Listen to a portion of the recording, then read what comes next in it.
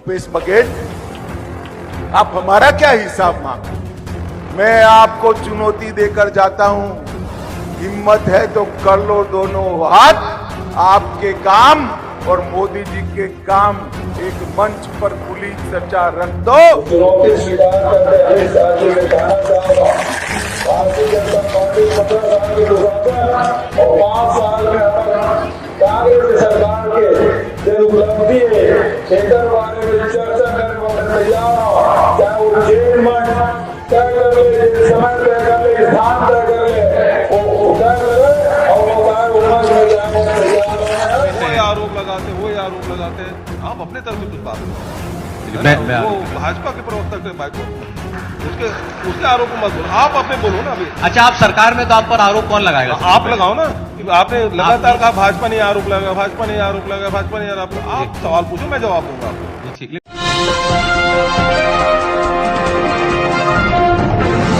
साथियों नमस्कार, मैं हूं नीरज पटेल और आप देख रहे हैं नेशनल जनमत। लगता है 5 राज्यों के विधानसभा चुनाव से मोदी शाह की जोड़ी को यह संकेत मिलने लगा है कि वक्त है बदलाव का।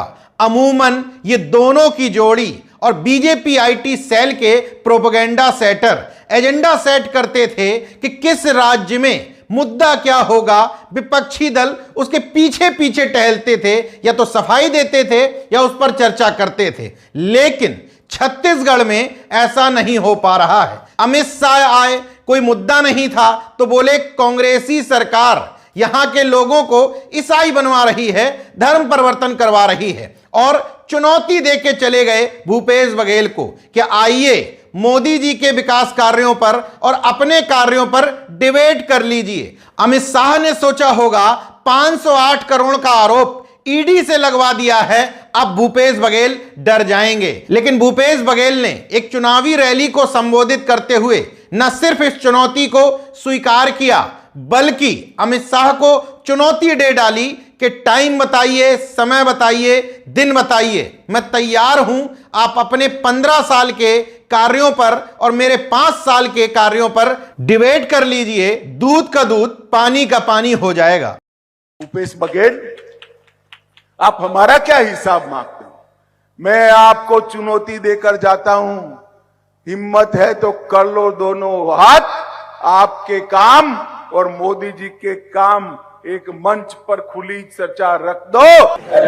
चुनौती स्वीकार करते हुए साथी में कहना चाहूंगा, भारतीय जनता पार्टी 15 साल के गुजरात और 5 साल में कांग्रेस सरकार के जो उपलब्धि है इधर बारे में चर्चा करने वाले तैयार हो, चाहे वो जेल मंच तय कर ले, समय तय कर ले, स्थान तय कर ले, वो तय करे और वो चाहे उम्र में जाने तैयार हो। हालत यह हो गई है, मोदी जी को छत्तीसगढ़ जाना था, सीएम बघेल के खिलाफ बोलने के लिए कोई बहुत बड़ा मुद्दा नहीं था, तो ईडी को काम पर लगा दिया।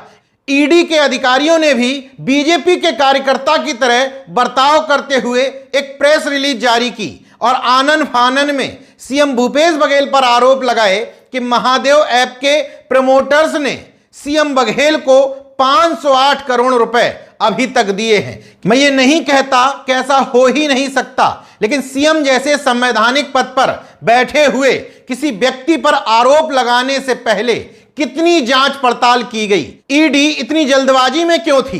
बहरहाल मोदी जी आए, आरोप लगाए, लेकिन इन आरोपों का कोई असर नहीं पड़ा। भूपेश बघेल दबने को तैयार ही नहीं है। नेशनल जनमत अतिशयोक्तिपूर्ण भविष्यवाणियां नहीं करता, लेकिन छत्तीसगढ़ के इस पूरे घटनाक्रम में मोदी अमित शाह की बॉडी लैंग्वेज और भूपेश बघेल की बॉडी लैंग्वेज ये बताती है कि कम से कम छत्तीसगढ़ में बीजेपी की दाल नहीं गल पा रही है। इसलिए ईडी, सीबीआई, इनकम टैक्स सबको चुनावी मैदान में उतार दिया है। इतना ही नहीं, मोदी शाह के पिटारे में एक और आइटम है गोदी मीडिया, उसको भी भूपेश बघेल के सामने छोड़ दिया है। लेकिन भूपेश बघेल उसके सामने भी डटे हुए हैं। एक गोदी मीडिया को डांटते हुए ये कह रहे हैं कि बीजेपी प्रवक्ता की तरह बर्ताव मत करो, तुम्हारे पास कुछ सवाल हो तो पूछो। तो आपसे वही आरोप पूछ सकता हूं ना जो पब्लिक डोमेन में है। वो आरोप लगाते हैं, आप अपने तरफ से कुछ बात करो। चलिए, है ना? मैं वो आरोप लगा- भाजपा के प्रवक्ता के बाइक मत बोलो, उसके आरोप को मत बोलो, आप अपने बोलो ना अभी। अच्छा, आप सरकार में तो आप पर आरोप कौन लगाएगा? सबसे आप पहले? लगाओ ना, आप पत्रकार हो, आप लगा सकते हैं, मुझसे सवाल पूछ सकते हैं। बिल्कुल लगा सकते हाँ, हैं तो सर। वही करिए, सवाल पूछिए मुझसे। लगातार कहा भाजपा ने आरोप लगाया, भाजपा ने आरोप लगाया, भाजपा ने आरोप लगाया। आप सवाल पूछो, मैं जवाब दूंगा आपको। ये ठीक है। अमूमन शांत रहने वाले भूपेश बघेल का ये कॉन्फिडेंस बताता है कि वो ईडी सीबीआई इनकम टैक्स से दबने और झुकने वाले नहीं हैं। लोकतंत्र में असली मालिक जनता ही होती है। वो क्या निर्णय देती है वो आपके सामने आ ही जाएगा। देखते रहिए नेशन जनमत, जागरूक और सजग बने रहिए। जय विज्ञान, जय संविधान, जय लोकतंत्र। धन्यवाद।